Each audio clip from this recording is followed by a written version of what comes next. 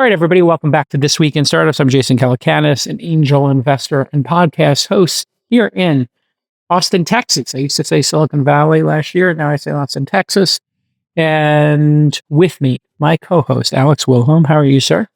I am fantastic. We have an amazing rundown today. Yes, and we also have Nvidia earnings after the bell. That's going to come out, of course, after we record this, Jason. But I am just bursting with excitement. I mean, this is going to be, I think, an earnings report that really sets the tone for the next couple of months. It's going to tell people where we are on the bullishness hype cycle for AI.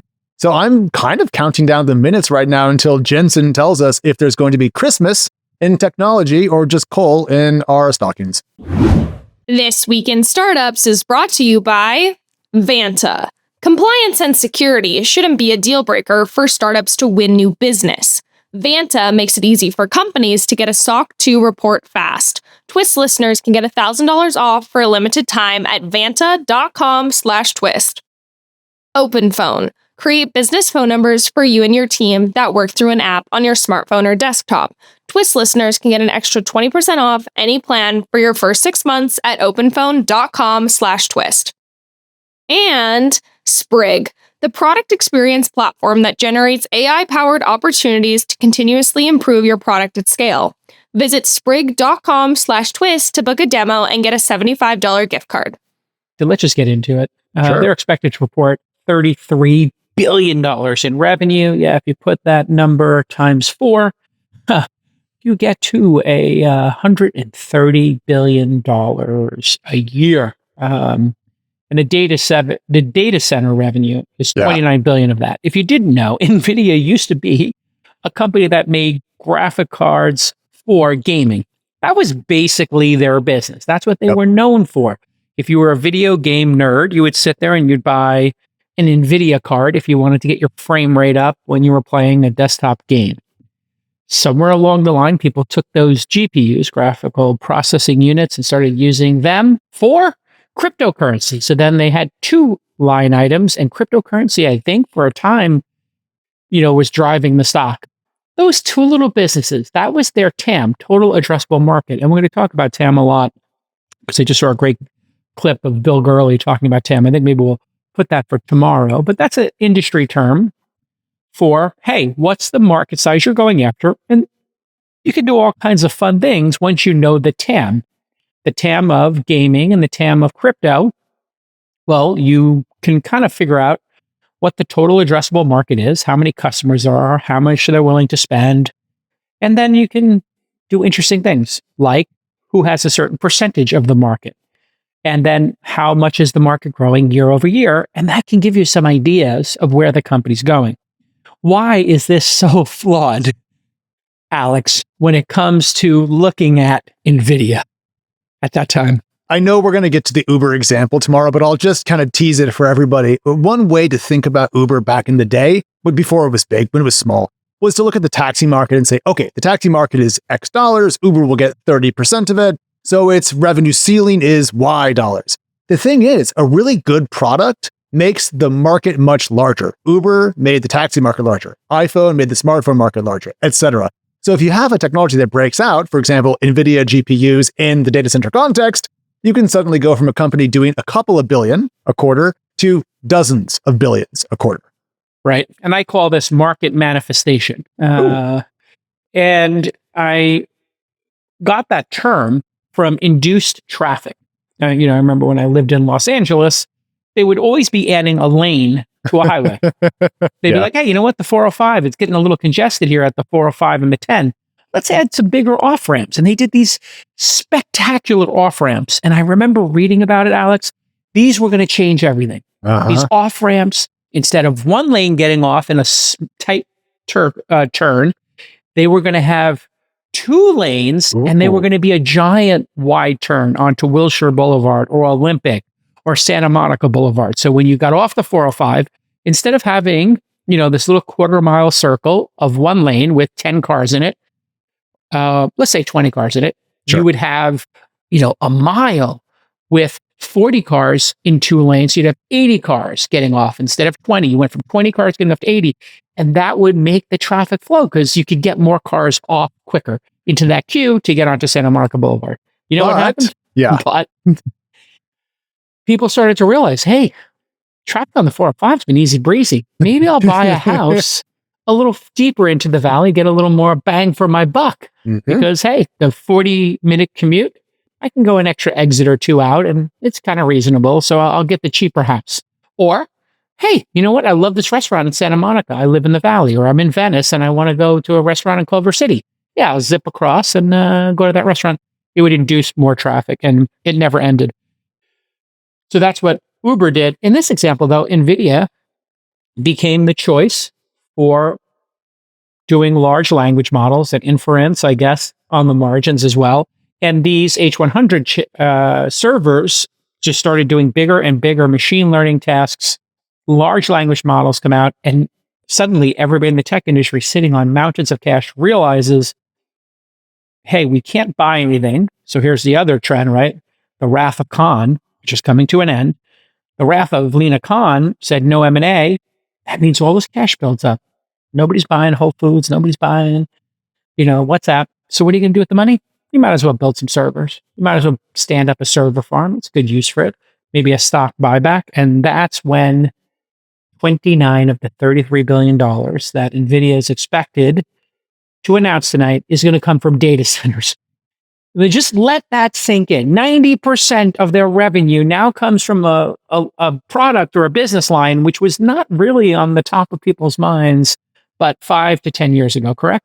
Oh, absolutely. And Court, can we get that table back up on the screen for a second? Because I want to make a point to underscore what Jason is saying here, which is that the scale of NVIDIA's revenue, I think, kind of occludes or hides how quickly it came to be. Because you hear that number, you think, okay, well, how much revenue does Apple do or does Microsoft do, whatever. But Jason, if you look at this chart, just observe the jump from the first quarter of their fiscal 24 to the second quarter of their fiscal 24. People not watching the video, NVIDIA's data center revenue went from 4.3 billion to 10.3 billion in a single quarter. And then it went to 14.5, 18.5, 22.5, 27, and then today expected to be 33. That is still accelerating, Jason. It's still getting much bigger very quickly. And that's why I think this earnings report matters so much. There's a lot of enthusiasm right now in the market in a post-Trump context. The Lena Khan tenure is coming to an end. There's still a lot of investment hype and a lot of excitement about what's going to come. The vibes are good, in other words. Yeah. And I think that NVIDIA will either maintain that or really hurt it. So give me the case for hurting the vibes. What could cause, the stock to tank? What could cause people to lose faith? What would be the narrative or the plot lines or the vibes that could make people go, you know what? Maybe this is overhyped and coming to an end. Yeah. So I think two things there. One, if the company just meets expectations, like I believe we saw in the preceding quarter, we could see its stock drop 5-6 points again. People are expecting a beat. This is a company that is valued on growth. It's expensive by a couple of traditional metrics. People really believe in it, so it's being valued as such. The reason why I think it could harm the vibes if it misses or just barely meets expectations is that implies quite a lot about the rest of the industry. NVIDIA's quarter-to-quarter revenue numbers, Jason, are a proxy for the investment that big tech companies, the hyperscalers, are putting into their data centers, which are a proxy for market demand for AI models, AI inference, and essentially just the health of the AI economy. So NVIDIA's kind of down the pipe a little bit, but it should tell us what's going on upstream, and it's one of the best indicators we have. So that's why I think it matters so much for the software picture, if that makes sense. Founders, do you want to sell to bigger customers? I know you do. You got to get that ACV trending up. And you want to push your churn down, right? Sounds good. But to sell to those big buyers, you need to clear all of these compliance checks. You know that. That means you got to have things like SOC 2 sorted out. What's SOC 2? It's a standard and ensures that companies keep their customer data safe. And if you aren't SOC 2 compliant, you can kiss those big deals goodbye. You're not going to land the lighthouse customers. You're not going to be able to operate at the highest end of the market, but Vanta makes it really easy for you to get and renew your SOC 2 compliance. On average, Vanta customers are compliant in just 2 to 4 weeks. It can take months without Vanta. And they automate compliance for GDPR, HIPAA, and more. So you can sell to bigger customers in whatever markup your startup is going after. Vanta is going to save you hundreds of hours of work and up to 85% on compliance costs. Stop slowing your sales team down and use Vanta. get $1,000 off at vanta.com/twist. That's vanta.com/twist for $1,000 off your SOC 2. This quarter, are they on a fiscal quarter or are they on a calendar quarter? I'm curious. This is Q3 fiscal 2025 or 2024? Am I reading this 2025. correct? Yeah. So this is we're in their next fiscal year, a bit like Microsoft. They're offset by a couple quarters. Got it. Okay. So this is going to be really interesting. We've never seen a company grow large amounts of revenue in this way. The last quarter was 30 billion. Oh, I can't believe I'm saying that. And the year earlier for Q2 was 13 billion. So they more than 2 times their revenue that quarter to that quarter. Q3 last year, 18 billion. This year, 32. So it's going to just under double, right? So this crazy growth is slowing, but it's still significant. And we talked about before on the program, there have been a bunch of people looking at round tripping as a technical term for self-dealing or insider retransactions. They invest in a company, that company buys servers with Nvidia's money, but those numbers were kind of small. Then there's accounting issues. When do you recognize revenue? So a lot of the revenue here, my understanding, is baked in because somebody will put it in order. You have a company like X.AI, Elon's X company. They bought a lot of H100s. They stood them up incredibly quickly. Okay, those all got delivered in a quarter, but they probably have future ones coming in. And then you have people like Amazon, Apple, Google, and Meta probably programmatically buying X number per month. My understanding is Jensen's approach is we just take your order and we fulfill orders when orders are received. But I don't know how the money works. Do they get the money ahead of time and they get to sit on it? It would seem like they have the unique ability in the world to dictate terms. And I wonder if, how much cash they're sitting on now and what they require in terms of people giving them money in advance to lock in those. One could argue that they could give people 2 options. One, you put a 10% down payment on, you're in the queue. If you want to be in the VIP queue, you put down a full deposit, 100%, and you go to that. So I would run the company with 2 queues that, 25% down queue, and then you get stuff after that. And then the priority queue, which is you pay 100% upfront. I don't know exactly how they do it. So I'm looking through their last quarter's earnings because, again, people were recording this right before the Q3 fiscal 25 numbers.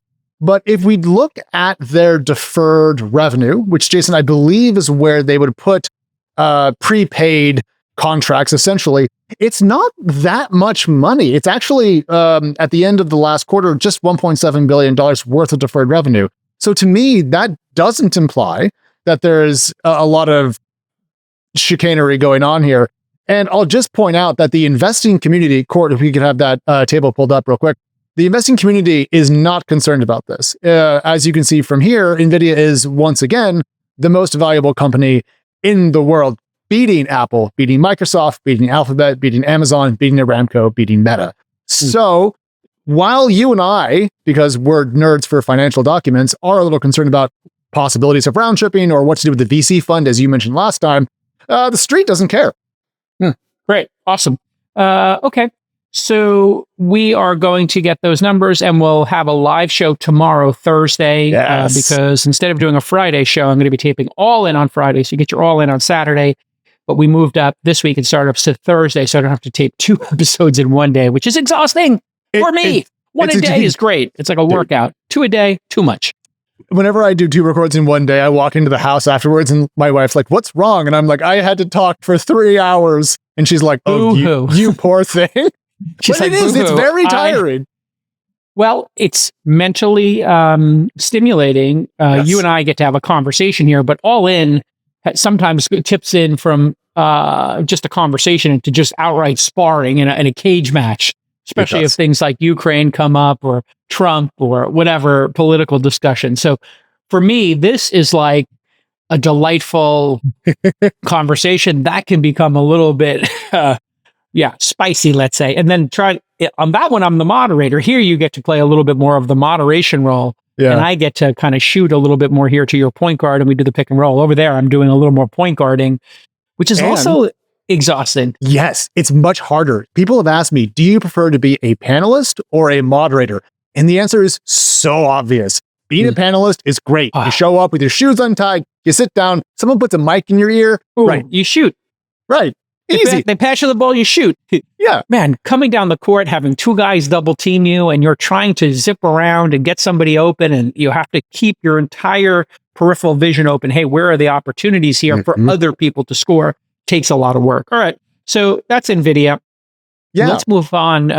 Anything else we should be looking for there, or anything notable, or just we'll talk about it tomorrow when it comes. We'll talk about it tomorrow. I think that's enough on that because we'll get the numbers. We'll do a better deep dive, but that's the state of play for 4 p.m. today if you're on the live stream. Okay, Jason. By the way, the number one thing I want to know, just as a project here, is when does NVIDIA have a competitor? This is my big question.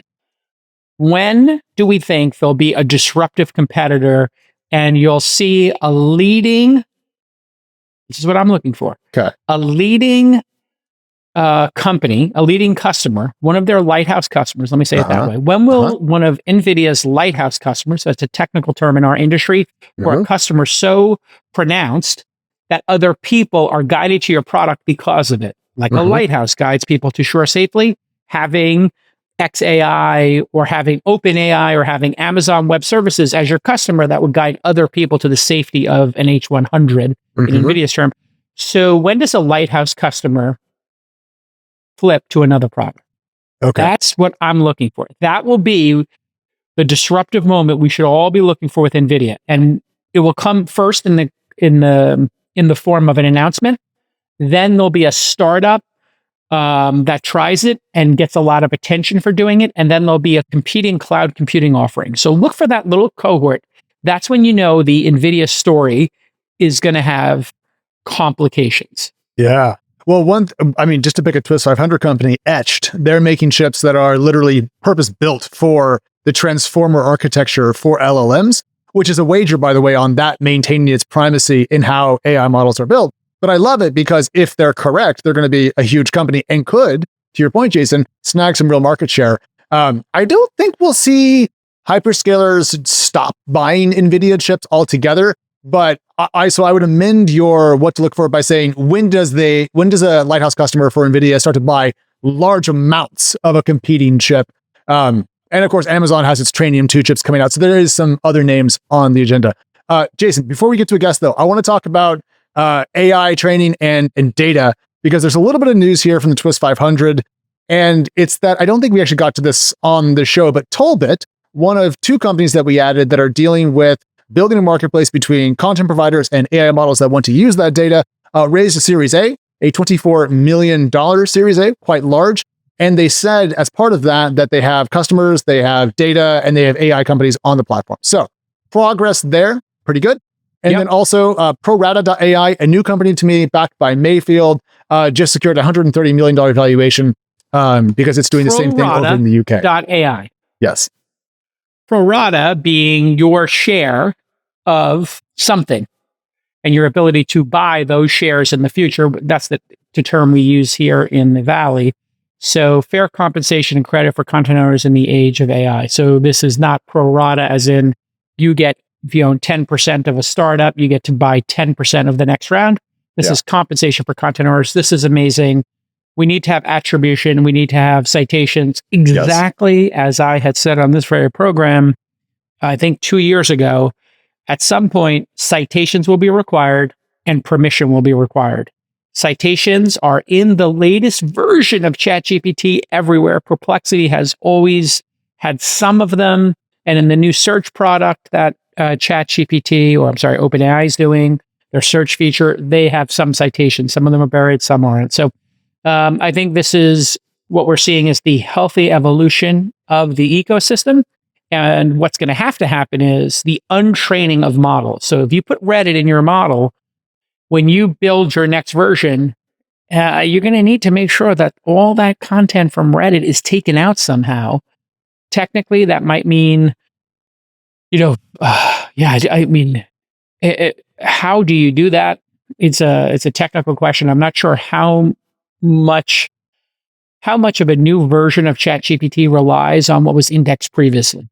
And so, yeah, I don't know the answer to that. I know in some models, they just start over, they have all the data sitting there. So then it would just be like, it would be the equivalent of having a library and going in and saying, okay, take all the Stephen King books down, take all the token ones down. We don't have the rights to those. Take them out of the library. Now open the library to customers. But if all the knowledge was already sucked in and it's got it in there, I don't know how you rip out that scaffolding. That's a really good question for when we have these companies on the pod. One thing I'd like to institute here, if somebody is good enough to be on the TWiST 500, let's have the founder on the pod for a quick guest hit. TWiST 500 is our attempt to identify the top 500 private market companies. Now, an easy way to do that would be to just look at market caps and put in all the unicorns. We're not doing that. You can sort the TWiST 500, which is built on Coda, coda.io/twist, I think, and you get some sort of free deal. We didn't pick them because they're a sponsor on this podcast. We did because it's a really great tool for doing stuff like this, but it's a database.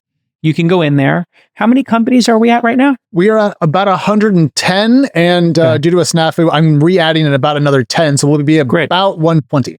All right, going slower than I would like, but maybe this will be our Q4 end of the year project is to ramp up here. Somebody had a baby and I think has been having a little less sleep. So we've also been doing a lot of shows. I mean, that's true. We have been hitting 4 or 5 shows in a week, which I never thought was going to happen. But next year it's going to be 3 shows a week. The sales team hates me because I'm turning down money for that 4th, 5th show a week. But I just, I want to do 3 really high quality shows a week. Let's get that dialed in. Yeah. And then maybe we can both get some sleep. All right, we have speaking of guests. Yes. And you can check out TWiST 500, twist500.com. Go ahead, check it out. There's a submission form there. Don't email the sales team and ask them to put you on the TWiST 500. People selling the ads, if you go through them, it's probably going to be worse for you. That will be like a -1 because we have a Chinese wall, a firewall between the editorial and the ads. You don't get to be on the TWiST 500 because you advertise. Okay. But there is a submission form, and I don't think anybody reads it, but there's a submission form. It goes to one of my email addresses, I believe, so I will see it. Founders know that every missed call is a missed opportunity. Customers don't want to wait. They will call someone else if you don't pick up. But if you use OpenPhone, you're never going to miss another customer call. And guess what? It's super affordable and easy to use. People used to spend tens of thousands, hundreds of thousands of dollars putting in a corporate phone system. And now for just $15 a month, OpenPhone will give you a business phone line and complete control of your destiny. Want to know who's answering customer calls and how they were handled? OpenPhone can do incredible things like sync with HubSpot and give you AI-powered call summaries, automated responses to ensure you don't miss a single ring. Well, that's all built into OpenPhone. And if you've got an existing phone number, they will let you port it over at no extra charge. Get 20% off your first 6 months. What an amazing offer at openphone.com/twist. That's OPENPHONE.com/twist for 20% off for 6 months. Let's talk about our first guest today. Sure. There's a company, Jason, called Allen Control Systems. Yes. They caught my eye on Reddit because I like things that go boom. And then it turned out that they are a venture-backed startup and raise money, I believe, from Craft Ventures. So I thought, let's have them on the show. My bestie David Sachs backed this company. I remember we had a conversation on All In last year, or maybe 2 years ago. We were talking about, would you back a company? And I remember Sachs kind of waffled a little bit at the answer to the question, and then I found out he actually had, but he hadn't announced it yet. And Steve is here. Welcome to the program, Steve. Hey, thanks for having me on, guys. Appreciate it. All right. I think you might remember that moment, maybe, because... I do remember the moment. Also, it's good to see you again, Jason. I briefly saw you at the All In Summit. I was hanging with mostly Jimmy, though, your guy, Jimmy. Jimmy Donahue, we're going to golf together. We're about to Are be you golf. really? Yeah. Jimmy D is the greatest. Jimmy D and I grew up on the same block in Brooklyn. We had the same crew. He went on with my brother to join the NYPD. The 3 of us were going to go on at the same time. Right as I was about to join NYPD, I got accepted to Fordham at the last minute, and I went at night. And there is where, like, the changing cars, the butterfly effect, whatever, happened. And Jimmy's the man. Jimmy is the guy, and he does all my security and is awesome. So tell us a little bit about your company. What are you trying to do here? And let's get into it. Fundamentally, we're trying to change the battlefield economics. So Allen Control Systems, we make autonomous gun systems. And so these are guns that can point and shoot on their own. So the operator, the soldier only has to give a command of what target they want. And then Bullfrog, as you see here, will actually do the rest. It'll slew to the target and then fire the shot. Wow. And it is an actual assault rifle, it looks like. Oh, yeah. That's been mounted. So you don't make the gun. You use an existing gun in the world, correct? Yeah. So we're using a standard M240 assault rifle. Okay. It's a standard Army gun that's in most units. It's a very widely distributed gun. Yeah. Got it. So you don't have to worry about the maintenance of those guns or building them. They exist in the world already. Is that a 50 caliber on this one I'm seeing here? No, that's still the M240. We do have a 50 cal variant coming. So what we make is we make all the steel, like we cut all the steel. We make all the circuit, the motherboard, the motor control board, all the circuit cards are custom, and then the software.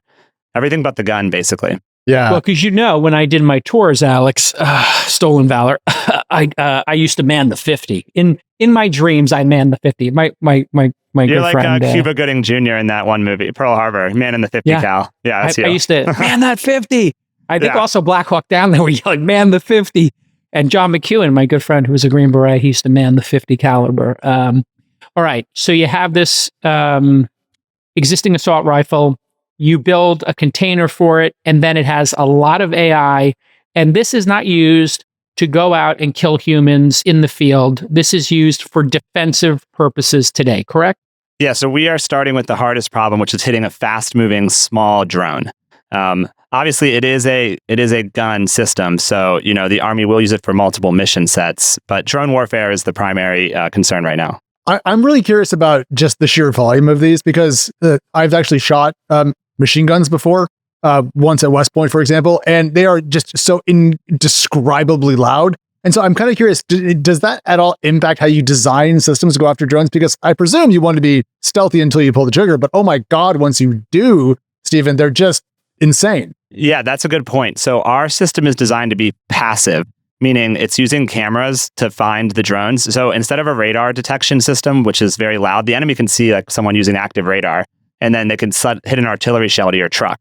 Our system with just the cameras, before you fire the shot, you can hide. And so the passive nature of it is really good for force protection.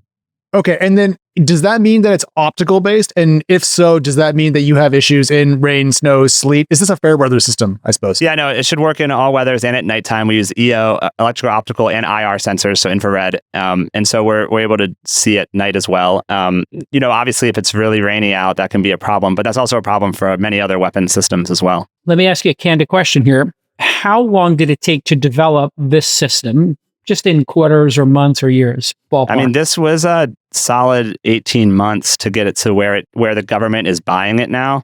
I would say it's another 18 months, till it's like the best gun on the market that you could buy. Like it's already the most accurate gun in the US right now. But it will be incredible, in another year or two. But yeah, like right now, 18 months. Got it. So the reason I asked that question is there are bad guys in the world. And if your small team at a startup can build this in 18 months, are there versions of this that have been built by nefarious players, terrorist organizations, bad actors in the world that you have become aware of since starting the company? Not that I'm aware of. This is I do survey the market pretty often as the startup CEO. This is the first gun that is putting like a one or two, like couple bullets on a drone at any like 2 or 3 football fields away. So there's nothing like this on the market. There will be, obviously anyone can build anything. This does take a lot of money. Obviously I was fortunate enough to sell my last company to DoorDash, which helped fund a lot of the initial. What was your last company? It was called Bebot. It was an online ordering point of sale company. Cool. Actually backed by Craft Ventures. So it made them some money when we sold that for a good amount of money. So you went from point of sale to pinpoint sniping. Before DoorDash, before the restaurant technology, I started my career in the U.S. Navy. Yeah. I was a U.S. naval officer, and actually Luke Allen, my co-founder, this company's called Allen Control Systems. I named it after my friend. I met him in the Navy. So we worked in the nuclear. It's called Naval Reactors, NAV-CO8. So we were the headquarters for the nuclear Navy. Oh, wow. That's Yeah. awesome. So I know submarines are powered by small nuclear reactors. Yes. Yeah. So we would are train the aircraft all characters as well? Aircraft carriers as well? Yeah. So we oversaw from cradle to grave the nuclear reactors on the carriers and the submarines, and we trained the fleet on how to operate. May I ask a dumb question to you, Steve? We have big debates about small modular reactors and safety of them. Our military, there are dozens of small nuclear reactors, I believe, on submarines and aircraft carriers, correct? Yes. Today? Yeah, So they're there's not small. dozens. These are very powerful, reactors on the submarine. Small in the sense of volume. They are not the size of the giant, Correct. spherical cones that we see on the landscape. These are the size of a conference room or 10 conference rooms. It's probably like the size of, like 8 conference rooms. Okay. So it's the size of a couple of tractor trailers inside one of these larger things.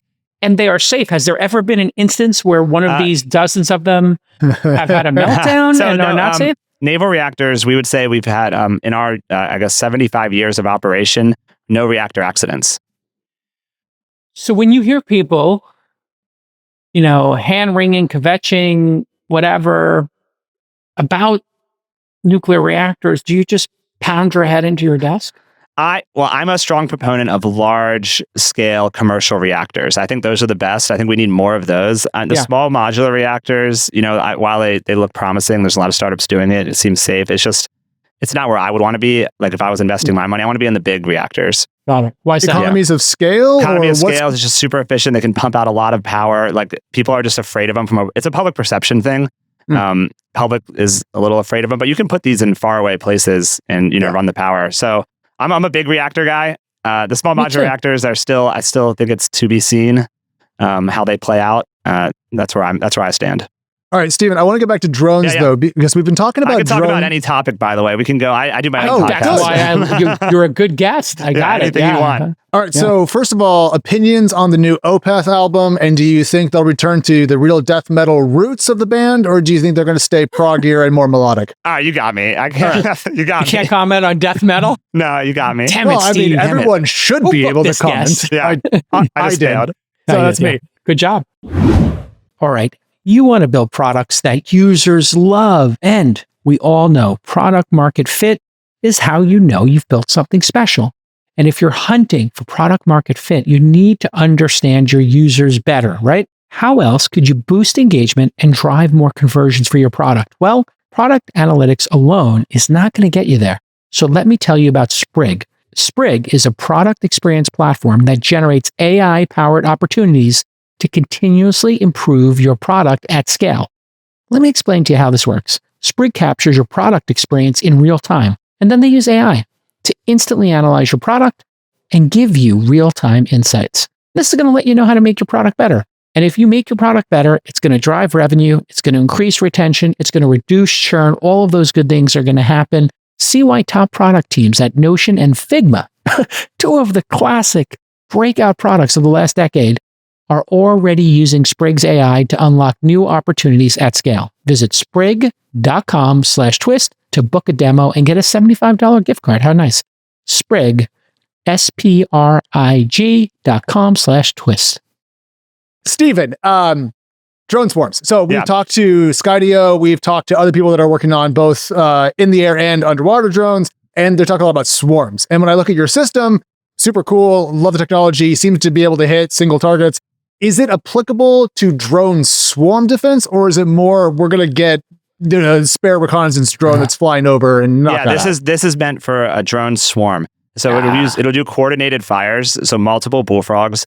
The bullfrog itself can turn 360 degrees and point straight up in the air. So imagine if the bullfrog's on a Bradley tank, it can do a full protective bubble around the tank, and it shoots very quickly. So we think we can shoot with one bullfrog up to like 20 drones in under like 15 seconds.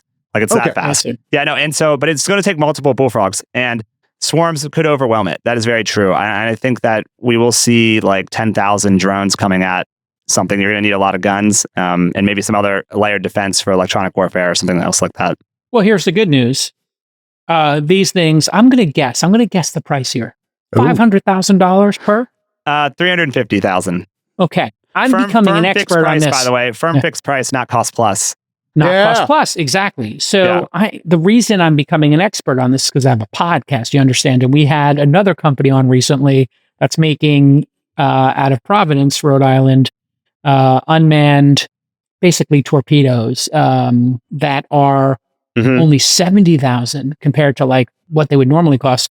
So you're part of this new generation of, instead of doing cost plus, hey, you make it, it's got a good margin in it. Maybe there's a maintenance contract or a software license to, you know, keep some reoccurring revenue come in or whatever. But the Army could buy 10 of these. And if you lose 5, who cares? Yeah. They're disposable at $350. Exactly. It's a very good price point for them for this kind of exotic technology. And yeah, we hope to, like I said, we're trying to bring that cost curve down. It's so important. Yeah. I want to go back to the Bradley point, because Bradleys are APCs, right? Not versus tanks. Steven, the Bradley is the Army tank, the big Army tank. I thought that was the Abrams. Oh, the Abrams. Well, the Abrams and the Bradley, I think, are both. Anyways, I did not mean to drag us down to NBTs versus APCs. But the point is they're mobile. So if I had an infantry division, say, and I had several different wheeled or tracked vehicles, I could essentially bring full-on drone defense with me for an entire cohort of troops, I presume pretty much any climate. So does this negate the drive we've seen towards more drone-based warfare versus human-driven warfare?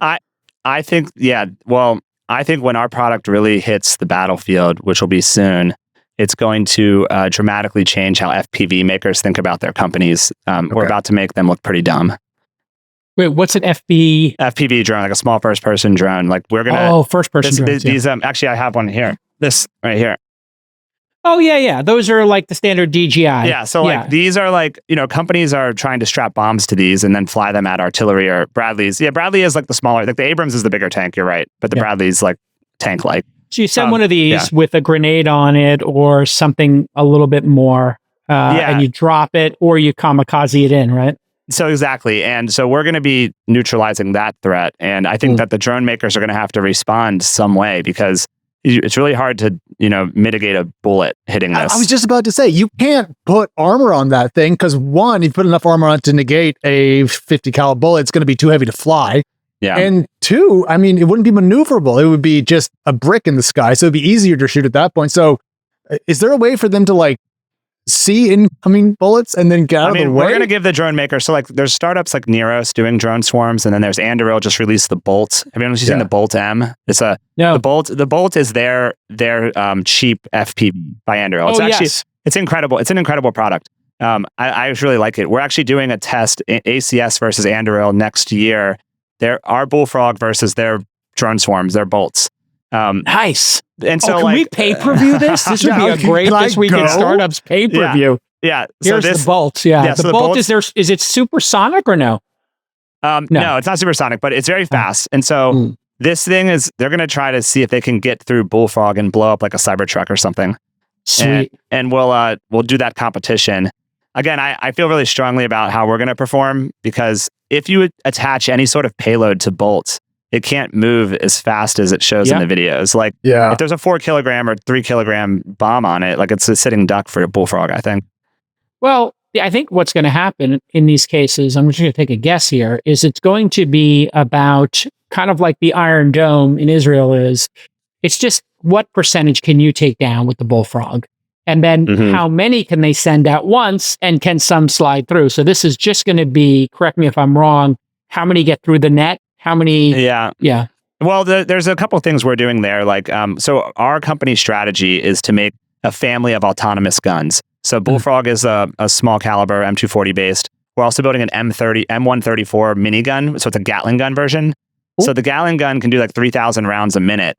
So imagine coordinated autonomous Gatling guns. I mean, we're going to put a lot of lead in the air. It will cover the sky.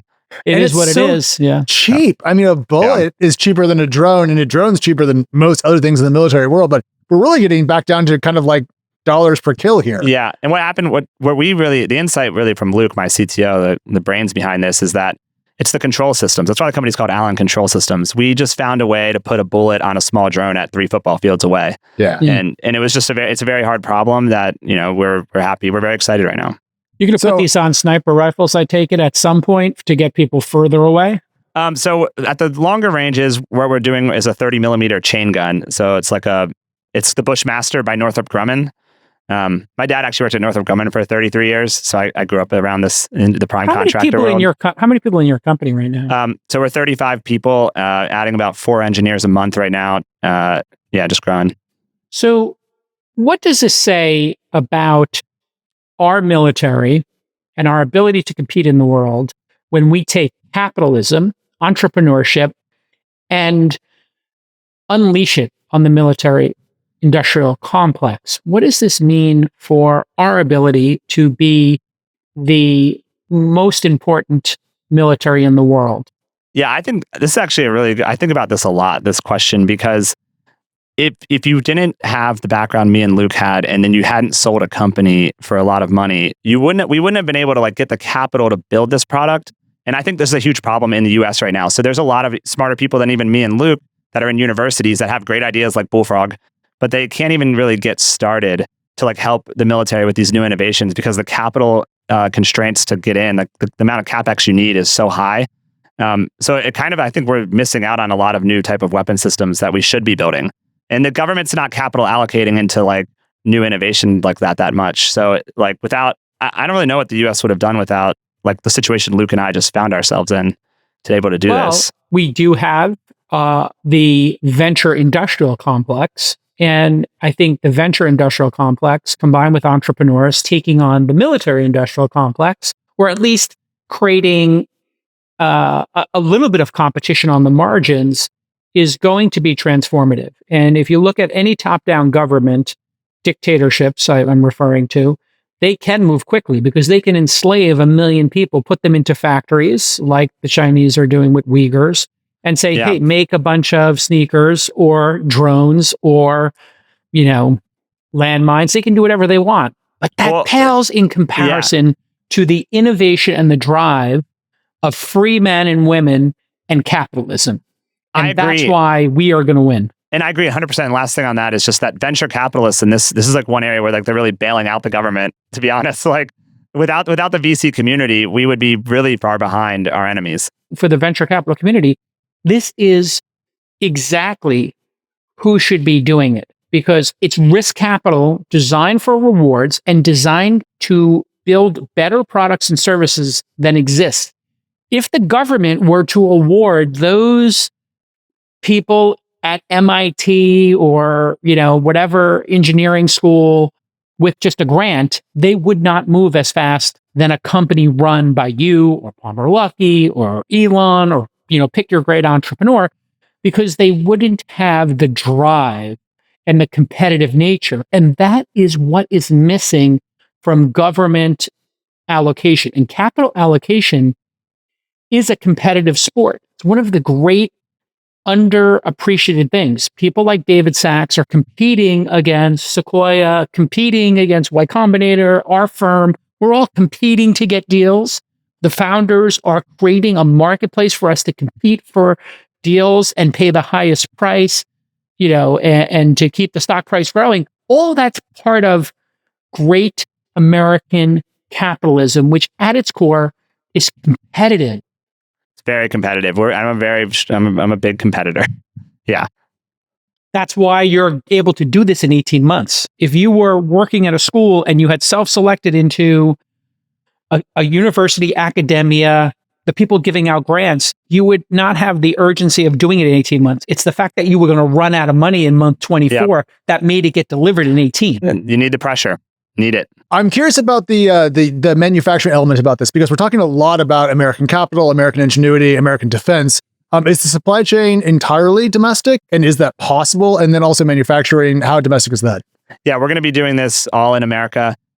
It's mostly currently in America. And the thing is, like right now, this appropriations, I do a lot of the lobbying. I live in DC and I do a lot of the, besides fundraising, I do a lot of the lobbying and Hill work. So we're working with Congress right now to decide where we're going to put, some of these buildings. I mean, this is great, by the way, Alex, because you and I talk here all the time on This Week in Startups about job destruction. Americans who are out there, you were thinking you were going to work in the marketing department or communications or whatever your degree is, maybe even a developer. Maybe you need to actually go to a factory and assemble something in the real world. And that's going to create so many jobs in America that we're going to look at this anti-immigration kind of moment in time and think we're idiots. Now, nobody wants violent immigrants in the country. We need another 150 million people in this country in order to man the factories, to staff these factories, to make these weapons, to make iPhones, to make cars, to make rockets here in America. We need to be on an America 500 program, 500 million citizens. Now, we want to do that correctly. I don't know how you feel about immigration, but I do think you're going to have a hard time finding factory workers. No? Yeah, it's going to be tough. But I think it's a very exciting product, and a lot of people want to come work on autonomous robot guns. So we'll see how we do. People in a factory building stuff like this make per hour? Like I know when they work in like a car factory, they make $30 an hour or something like that. I don't know. I think yearly salaries are somewhere between like 90 and 125. Yeah. Wow. That's a great job. That's a great job. That's a great job. That's own a home job. Yeah, it is a really good job. Have one parent stay home job and raise kids job. Like that is back to classic American. One parent gets to stay home. Another makes enough money to pay a $2,000 or $3,000 a month mortgage. We're going to reindustrialize, and the VCs are helping make that happen. All right, let's go. Let's go. I want to squeeze in one more question before we have to let you go, Steven. We can keep you on all day, but how soon are you going to put together a GoFundMe that I can take some of my money to put into, so that way we can send these to Ukraine? That you bring it up is I get like all these emails all the time because I went on Fox Business a couple months ago for this, and everyone always emails like, "What's the ticker symbol? When can we get in? How do we do it?" ACS. I don't want. No, he wants to fund it to send some to Ukraine to stop Putin from invading countries. What's your position on Ukraine? I want to donate. I want to just buy Ukraine bullfrogs. No, you're in. So I will.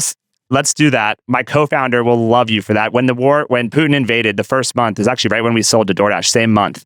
And he donated a Bitcoin so that the Ukrainians could buy javelins. Nice. So you're totally aligned with my CTO. I'll have to connect you guys. Awesome. Please do. Listen, continued success. Yeah. You're hiring 4 engineers. Where can they go? What's your email? Because there's a lot of engineers listening to this. Yeah. Working on nonsense at Facebook, trying to get people to, increase the click-through rate on some scam ad by 0.01%, when they could be actually doing something important with their lives, like working at your company. They gotta get them. Email Steve. Thanks again. Email Steve at allencontrolsystems.com. We'd love to have you. We're in Austin primarily, but you can be remote. But most people are in Austin. Yeah, we're South Congress, south of the river.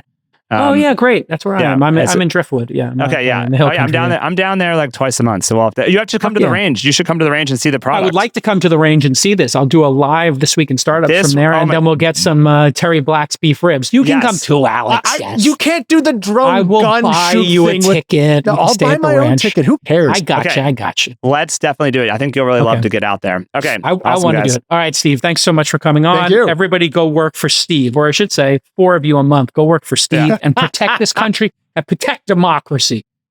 Awesome. Captain America here on the This Week in Startups podcast. He was great. I could talk to him for hours. Let's have Steve back on in 1 year.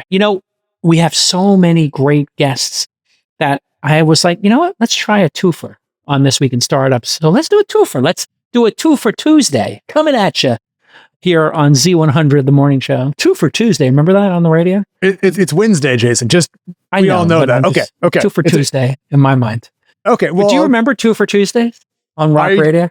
I do not. That might predate 2 for Tuesdays were like, okay, coming at you, money for nothing from Dire Straits on a 2 for Tuesday. And after that, the Sultans of Swing. Yeah, coming at you. So my version of this was mandatory Metallica on the local radio station. They would play 3 Metallica songs in a row at like 9 p.m. or something. I met the lead guitarist from Incubus. Really? Recently. Yeah, nice guy. Just friend of a friend. Okay. And we talked about parenting. And he's a cool dude. Mike Einzinger. I met Mike Einzinger. Okay. Einziger. And we just went back and forth talking about rock and roll with our kids and like what bands we were introducing them to. So shout out to Mike Einzinger. This might be a new celebrity bromance I'm having. You know, I have a celebrity bromance once in a while where I meet a celebrity and then I bro out with them. And then you make them come to your poker games, then you take all their money. Hang. No, not money, but more like just to hang. But yeah, it's a little bit of that. But interviews, Jason, let's have our next guest on because this is one that's actually very exciting from the launch perspective. We're going to talk to Rami Habib, the CEO and co-founder of a company called Querio. Hey, there he is. Hey, Rami, how are you, sir? I'm good. Thank you for pronouncing my name right. Very excited to talk about the second half of American Dynamism, B2B SaaS. It's very exciting. No pressure, Rami. What are you doing in the world? What did you get done this week? Are you protecting democracy and humanity? In my own way, I am producing jobs and I am protecting democracy. Yes, absolutely. Well, welcome to the program. Tell us a little bit about what you're working on and maybe even show us a little bit about what you're working on. Yeah, sure. So we're to talk. I'm Rami. We're building Querio. Querio is the best way for teams to work with data. We really try to make sure that everyone can work with data at a way that matches their technical level. I think over the last couple of decades, we've, generally perceived data as a very transactional relationship. You have someone else bring you what you need. Most people can't access it themselves. Data literacy is quite low. And year by year, data just becomes more important, right? One of the only jobs that are still higher in demand than supply are data jobs, data scientists, data analysts, etc. So how do you make that new generation tool where those technical people feel like their needs are met and the business people feel like their needs are met without compromise, I think is the biggest thing. So can you show us, maybe take the screen over here and show us the product? Full disclosure, you went to our accelerator. I'm unsure if you went to Founder University before that. I did. You made me quit my job. And then after that, I built a company and then got into the accelerator. And now we're here. Okay. Yeah. So maybe before we even go into your product, let's explain that journey for a second because, for people who don't know, I found myself as an early stage investor when Sequoia Capital asked me to be their first scout, along with a gentleman named Sam Altman. He did Stripe, I did Uber. And that got me started as an investor. And one of the things I found over the years, Alex, was I got up to 4,000 or 5,000 applications for funding a year. All in broke out, became a public phenomenon, crossed over into, public mindshare. And I went from 5,000 applications a year to 20,000 coming into our database. But the problem was a lot of those companies, Alex, it's a lot to go through. So now I have 7 full-time researchers and analysts going through those, putting them in a database. Well, they're already in a database, but, sorting through them and meeting with the top 4,000 or 5,000 of the top 20,000. But what we found when we looked at the data, Alex, was half the companies were incredible teams that hadn't incorporated yet, but they had a killer idea and they had 2 or 3 co-founders who were technical product managers, just awesome. We had no way to engage them. We'd say, let us know when you raise money, I guess. And then I was like, you know what? I'm going to come up with a solution. I came up with Founder University, a 12-week course. People come to it. They don't need to be incorporated. We invite 250 teams, and then we'll just invest in whichever 10% to 20%, 25 to 50 companies. We'll give them $25K or $125K as their first investor. Because I would like to be the first investor in another unicorn so that people could stop saying I was the 3rd or 4th investor in Uber. And I can just and I think your company, remember me that. Anyway, long story short, this has helped us engage with another 1,000 companies a year and invest in another 100 companies a year because we have a pre-accelerator. That's the setting here. So how did you find out about Founder University? Yeah, so funny enough, I found about it on X through you actually. I was following and I saw about Founder University. And so I applied. At the time I was working at Amazon. I had a great idea. I was kind of like the personification of Querio as a person, and I worked in a lot of technical and business roles. And me and my co-founder, who I met at UT Austin actually, I lived in Austin for a few years, and I think Salt Lake and Wimberley is better than Terry Black's, but I'll leave that for other people to judge. I go to the Salt Lake frequency. It's about 10 minutes from here. Yeah. Nice. Yeah. And yeah, applied for university and got in, and ended up, we had built an MVP. It worked really well. Got a lot of good value out of the program, and then we ended up getting investment from the pre-accelerator. And that was really kind of like that big push that made us incorporate. We both committed to Querio full time, quit our jobs. My co-founder, he had worked an operator at a couple of exited startups, and it really just lined everything up for us and really gave us that initial push that we needed to keep going. So just to be clear, my thesis was, hey, if I build this thing, Founder University, I might get people to quit their jobs at Amazon or Uber or wherever they are and start their company. And that first 25 or 125K check could be the thing that just, helps them make the jump. And in this case, that was in fact what happened? Yes. Yes. The plan worked, surprisingly. Yes. It literally warms my heart that we made a plan, we executed on it, and it happened. Okay. Which is very rare. That is really rare for a plan to work out, but yes. I love it when a plan comes together. If you're a child of the 80s, you remember the A-Team. I love it when a plan comes together. I gotta get my cigar out. So show us the product here. Enough with the we've done the self-congratulatory victory lap here. An idea worked, but let's see what your idea is. Let's make this about you now. Absolutely. I will show you the current version of Querio, and maybe we can talk about how it's going to be changing. But yeah, so first and foremost, Querio is a BI tool, business intelligence platform. It's to help businesses analyze their data and query their data. So today we're going to be looking at some data for Dunder Mifflin. For those not familiar, that is a very famous TV show called The Office. So I can ask Querio, who am I? And it should tell me who I am. Of course, I'm going to be the best character on the show, which is obviously Michael Scott. He is hilarious. So yes, we are Michael Scott, regional manager of Scranton, PA. That's fantastic. Pretty much like other classical BI tools, you have things like, dashboards where you can track things that you're creating that refresh automatically, that you can filter. What are the classic BI tools? What would the top 2 or 3 people would recognize as business intelligence tool? Looker, Tableau, maybe SAP if you're in a very old organization.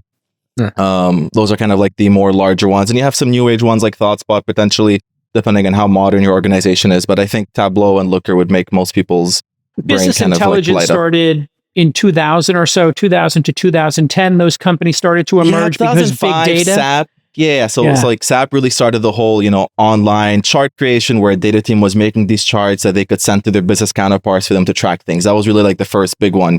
Second big wave came with Tableau. They let you actually filter them. Looker let you look at the tables underneath them. Every 5 years, you got a bit more control on the business side. And this is where an entire career emerged for people who would be in big data. What are the job titles that were created because of this over the last 2 decades? It started off with like business analysts who would just analyze business data. Data analysts would be a little more technical. You have the engineers who would actually move all the data around, the data engineers. And then you have the data scientists who forecast, do deeper analysis. That became more of machine learning when that came out. And then some ad hoc ones. You have like developer analytics and some random kind of more niche ones. Yeah. Okay, so that's great. So this entire industry has boomed over the last 20 years. Alex, to give context, that 10 years before that, we saw things like databases and storage and the internet kind of was the setup to all of this, right, Rami? Like the fact that people had cheap storage, the internet, there was a lot more data recorded. And then people said, well, what's in this data? And a classic example of that would be somebody like Amazon who has sales data. They have website data. Too much From data. 1998 till today, there are so many databases at Amazon. It is crazy. Yeah. But yeah, you can't fit things in an Excel sheet, right? You have over 1 million rows. You're getting hundreds of millions of new rows like every hour, every day. So you part need of the setup is all this data exists. You have to go to somebody like a developer, get them off of building a product, ask them questions, and wait a week or 2. Then you forgot that you put the request in, and then they come back to say, hey, I did about 5 days of work. Here's your data. Yeah, only for them to not actually be in your day-to-day, not understand the nuance of your question, and then you have to tell them, okay, that didn't pass a sniff check. I think you looked at this wrong. Can you pull it this way instead? Okay, so that's our setup for your The average ticket success time at Amazon, fun fact, was about 5 weeks for a general data request. Yeah. That's like 2 years. 5 weeks. Yeah, that's 5 an weeks. insane amount of time. It's insane. It's ridiculous. Rami, if I understand the point of Querio is that it brings in a lot of traditional BI tooling, charts, dashboards, and so forth, but it also lets me query it in plain English, so that way I don't have to go to a data analyst or a data scientist. I, myself, the person in a business role, can do it myself. Yeah, so that's one part of it. I think it's really great that companies are trying to be more data literate. I think it's great that we're now buying data products for companies. But you look at Tableau, I think something like 95% of the licenses they sell are just for viewers. You can't even make anything. You can't even drag and drop columns to make charts. Wow. And so it's great that we have all these tools. We agree everyone should have access to them, but most people can't actually use them. They can just kind of open them and look at something. And so, we're trying to build that BI tool. We are building it where how do you make the data people's lives better? Not only are you going to save them time, how do you make their workflows actually better? Because you want to convince them with more than just you'll have a few less questions. And then how do we make those business people kind of flip that on the head, and instead of having only a transactional relationship waiting, that you get to do some more work yourself? Yeah, so I mean, we can jump into a couple of questions, see how Querio would answer them. But okay, yeah. So we have some data here in Querio. It's Querio.ai.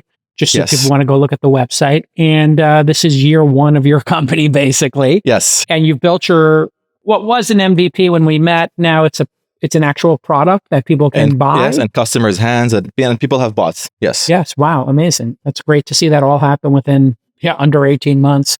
So what can people do with it? Because this is so you don't have to wait 5 weeks, right? That was when you originally talked to me about it, was like, hey, there's no reason for 100% of people in an organization should be able to make these queries of the data sets. And we want to make a tool that takes out that telephone game. Yeah. Yeah. We want to take a tool that takes out the telephone game. That's exactly it. And also a tool that will serve what the current needs are, but even better. So let's start with the one we're generally talking about, which is you don't need to have this telephone game going back and forth between someone technical and getting the context from the business team. So yeah, we have some data. We have some account data, orders data. Dunder Mifflin sells paper products to a bunch of different companies. So we can ask a question like, let's list the top 10 products by revenue and give us their quantity sold.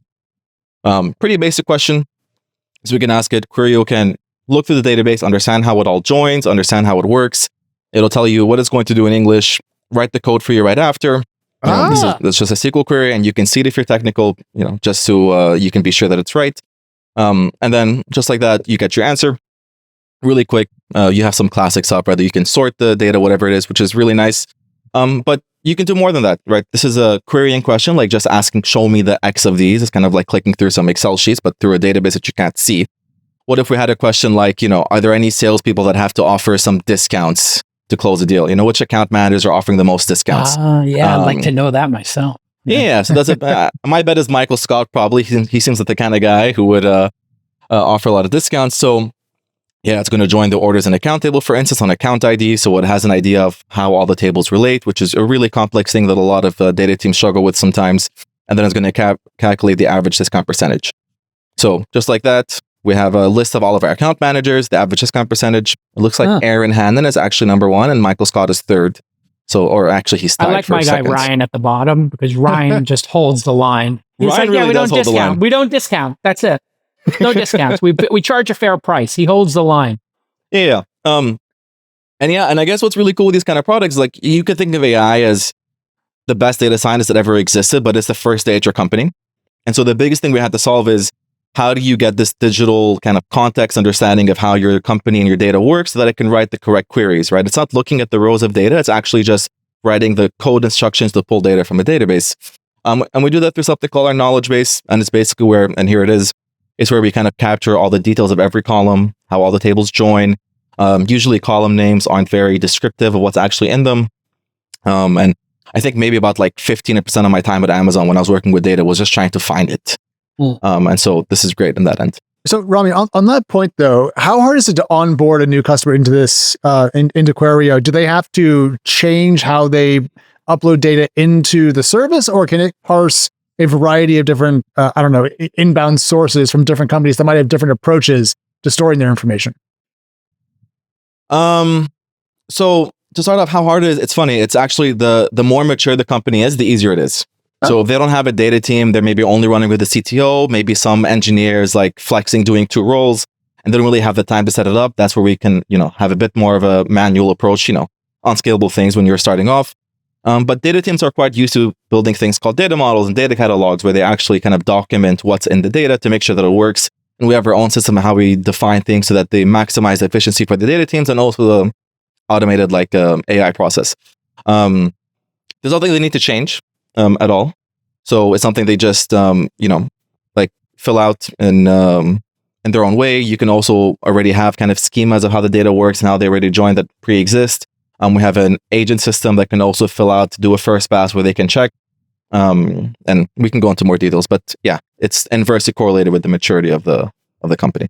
No, I appreciate that. And then does that actually help your early customer acquisition? Are you dealing mostly with larger, more legacy clients that are therefore easier to onboard? Or are you selling more to startups today that have more of an issue getting set up?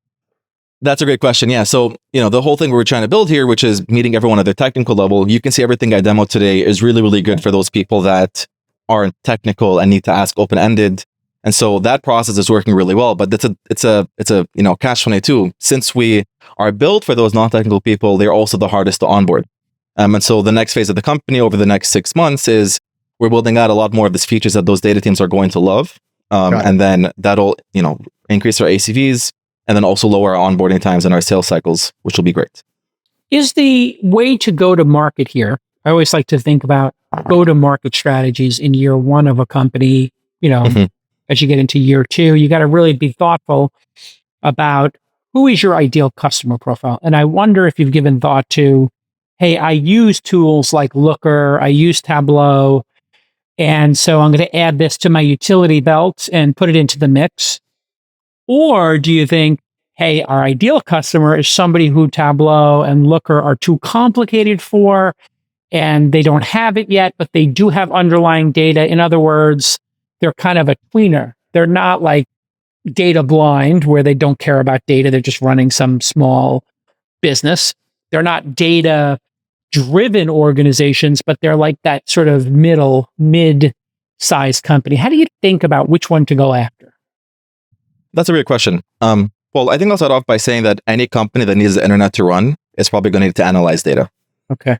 Outside of maybe some niche e-commerce stores, for the most part, it's a fundamental part of most businesses, and they can't avoid it at some point. I think we've had customers already leave products like Looker and Metabase and Kibana for us, which mainly means that we are taking the market share. We don't think we're directly competitive, but the idea is not to be part of the belt. It's to give them a solution that actually fits their needs a lot better.